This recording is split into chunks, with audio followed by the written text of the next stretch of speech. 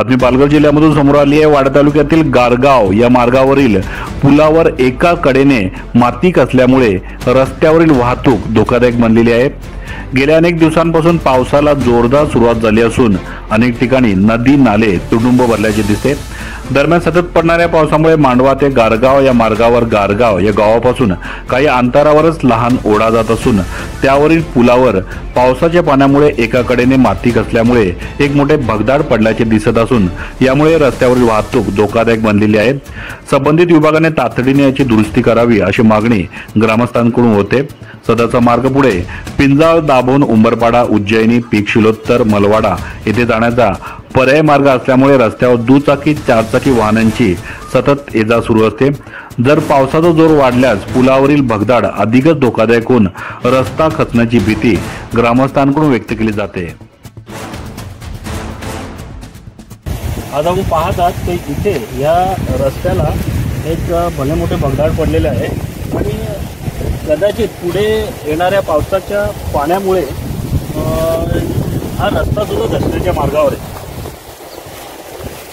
अशा अनेक घटना आपण पाहत आहात की मावळची घटना की जिथे मोठ्या प्रमाणात जीवितहानी झालेली आहे आणि अशी ते एखादी घटना इथे घडू नये म्हणून प्रशासनाने तातडीने या गोष्टीची पाहणी करून याचा ऑडिट करावा, जेणेकरून पुढे एखादी जीवितहानी नाही झाली पाहिजे याची दखल प्रशासनाने घ्यावी।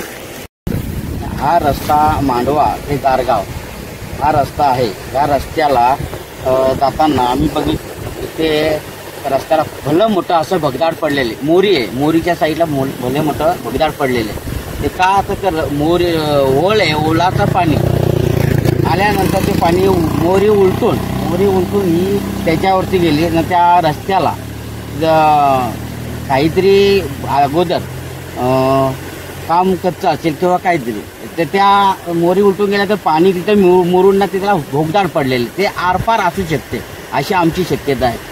पण हा रस्ता भविष्यात अजून पण पावसाला भरपूर दिवस आहेत। ह्या पावसाळ्यामध्ये पावसाचा जोर जास्ती असल्यानंतर हा पाऊस परत त्याच पद्धतीने आला आणि मोरी उलटून गेली तर हा रस्ता धुवून जाण्याची शक्यता आहे। ह्या रस्त्याला भरपूर पिंजाळ दाभोण मांगरोळ ह्या इकडची लोकांची वस्ती हे लोक इकडनं येणं जाणं करत असतात। या कसं आहे भगदाड पडलेला आहे आणि अशा गोष्टी अशा घटना वारंवार घडत आहेत। पावसाळ्यात बरेचशे ठिकाणी अशा घटना घडतात कारण पूल वाहून जातो, रस्ते वाहून जातात। तशीच त्याच प्रकारची ही एक घटना घडू नये या जागेवरती या माझ्या मतदारसंघामध्ये घडू नये तर प्रशासनाने खरोखर येऊन इथं पाहणी करावी, पाहणी करून याच्यावरती उपाययोजना करून रस्ता चालू ठेवावा।